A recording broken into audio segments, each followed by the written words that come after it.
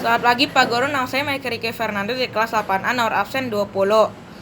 Saya akan mempresentasikan Yesus mewartakan kerajaan Allah. Yesus mewartakan kerajaan Allah telah dicontohkan dari kitab suci, yaitu Lukas 4 ayat 16-32.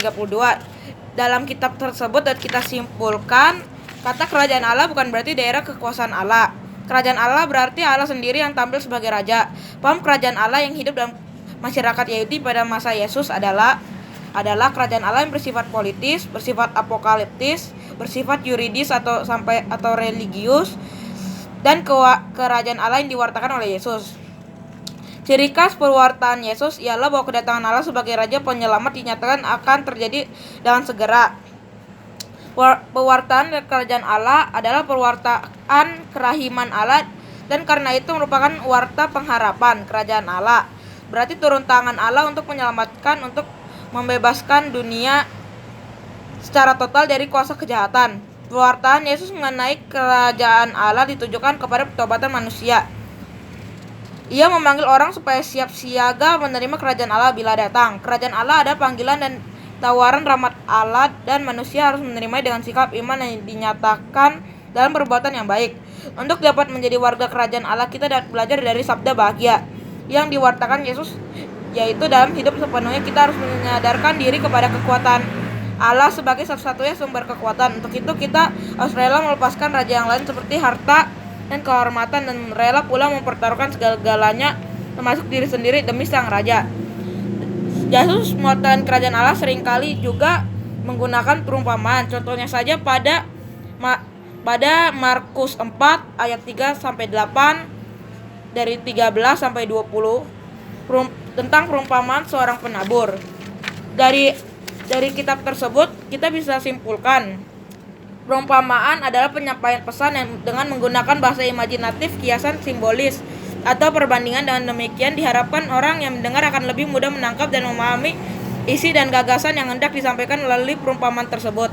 Dalam mewartakan kerajaan Allah, Yesus seringkali menggunakan perumpamaan sesuai dengan situasi dan kondisinya para pendengarnya, dan biasanya diambil dari hal-hal yang ada dalam kehidupan masyarakat sehari-hari, baik berupa benda ataupun pengalaman ataupun kejadian ataupun kebiasaan. Perumpamaan yang sering digunakan Yesus dalam mewartakan kerajaan Allah misalnya saja seorang penabur, lalang di antara gadung, bukat, harta terpendam dan mutiara terpendam, benih yang tumbuh, dan sebagainya. Yesus juga mewartakan kerajaan Allah melalui tindakan atau mukjizat. Contohnya saja pada kitab suci Markus 1 ayat 21-28 tentang Yesus mengusir roh jahat, dan disimpulkan bahwa Yesus bukan saja berbicara tentang kerajaan Allah, tapi juga memberikan kesaksian tentang kerajaan Allah. Dalam tindakan-tindakannya memang ada kesatuan antara sabda dan karyanya. Ia tampil sebagai nabi tapi juga sebagai tabib. Unsur hakiki nabi dan tabib masing-masing mewakili unsur perkataan dan perbuatan yang merupakan satu kesatuan yang tak terpisahkan dalam hidup Yesus. Kesatuan antara sabda itu tampak dalam perbuatannya, dan arti perbuatan diberitahukan dalam perbuatannya. Yesus tidak hanya mewartakan kerajaan Allah, melainkan mewujudkannya melalui tindakannya. Jika kerajaan Allah adalah situasi di mana semua orang dikasihi Allah, di mana semua orang tidak tersekat-sekat oleh jurang antara kaya dan miskin, maka Yesus menunjukkan hal yang dengan bergaul dengan siapa saja, terutama dengan mereka yang miskin dan berdosa yang selama ini disingkirkan oleh masyarakat. Dengan mengerjakan mukjizat, Yesus memperlihatkan kehadiran kerajaan Allah. Ia sendirilah Mesias yang dinantikan. Yesus tidak hanya menyampaikan kabar yang menggembirakan itu, tetapi ia sendiri kabar gembira, Injil.